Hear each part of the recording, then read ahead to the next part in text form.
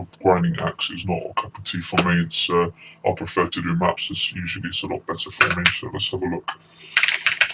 So you go into your account, you go into your hideout. It'll do all that for you, actually, for just the purposes of the video. I'll show you how it's done. So, for example, you've got your main, you go into the bottom section, and now you set up your skills. For this video, for this purpose, I'll be showing you, obviously, I'm using the Thunder build. So I'll be showing you how that works. Come on. Sorry, my computer's playing up on me today. There we go.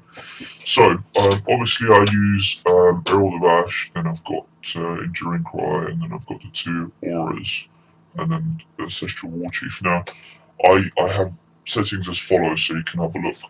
I use Skill Q, it's a buff. Obviously the Herald of Ash is a buff. Skill E is a cast, as it's Enduring Cry, and also the totems are cast. So keep those as cast, it's very explanatory. Skill R and T are auras, so you keep them as buffs as well. Escape skill, which would be your middle mouse button usually, I usually have Leap Slam. It's quite good and quite handy to have, but it doesn't really do much. You just keep it there, it's quite clever. And I have the settings as follows. I usually have it move only, then I have Leap Slam, and I have it followed by the main skill, which is Sunder. This is just how many attacks it does before the bot runs, and 1,200 milliseconds is 1 second. Every 1.2 seconds, you can set it to. Let's say that's 1 second per each time it encounters, and the distance is 50. That's normal thunder distance. If you do Cyclone build, which is a face-to-face rolling build, you'd set this to around 6 or 5. If you use Flicker, I'd say about 5 or 6 as well. It's quite handy. Now, jumping into the items, I've already gone through all this with you. I usually have these set all to uniques. The reason is I don't want it to loot loads of rares. It's a waste of time. Have them as uniques. This setting here is very important. Pick Stone Hammer. Make sure you tick it off. It's normally ticked on the bot. If you tick it off, that way you won't collect those. You'll collect loads of gravels otherwise, and your inventory will be packed. It's clever to have that off. Now, this is how you run maps. So what you do is you select the end map. Well, first of all, you select main, and you go to end map routine. That means you'll run maps. I usually have it auto pathfinding, and I set it to 95% cleared. It seems to clear a lot quicker for me. I'll take the auto level gems off as well. I don't want it to over level my gems, and then I won't be able to use it in my game. I've done it about 10 times now, and it's messed me up. And then once you have this set, so end game map routine, clear new instance after 95%, going to end map, hit refresh. You need to do this, it's really important, this end map bit. And this is where you select your stash. So I have it in stash number 8.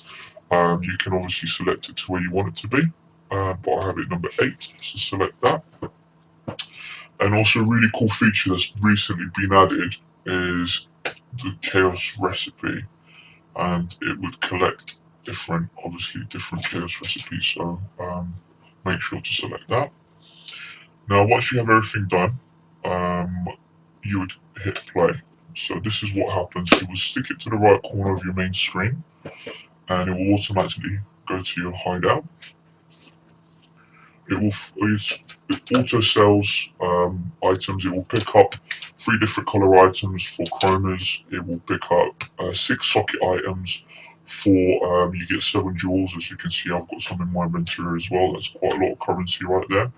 Then it will go to your stash, and it will bank everything up, so make sure you've got space in your inventory. Another important little feature or key thing to keep in mind, make sure you have some identity and portal scrolls in the top left corner of your inventory in your account. That way it'll portal back, and it'll make things a lot smoother with botting. Let's just have a look. So auto banks all that rubbish. That's done. Okay, let's have a quick look. So once that's done, it will go. If you've got maps in your inventory, it will use one of the maps. You'll stick the map in. It will activate that one automatically, and then it'll start running the maps for yourself. As it's doing this, on my Thunder build, it does the map in about I'd say about 5 to 6 minutes per map. It fully clears it. Another little key feature to have, I usually have ignore chest. If you have ignore chest, I mean it's optional.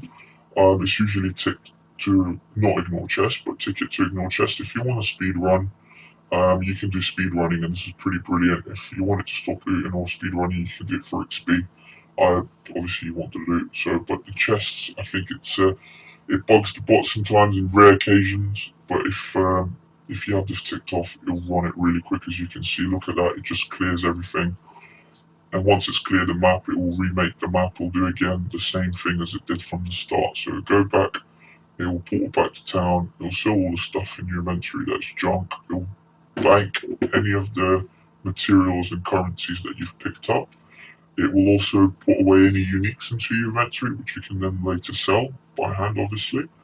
And at the same time, this little feature that's been added as well, as you can see, the summary. So every time it picks something up, it shows you what you've picked up, and it will add it on. So you run it for 14 hours, you can come back and put the stats in. You know, if you've got a little calculator, you can calculate how much is everything worth. You can set that up in your Excel spreadsheet or something like that.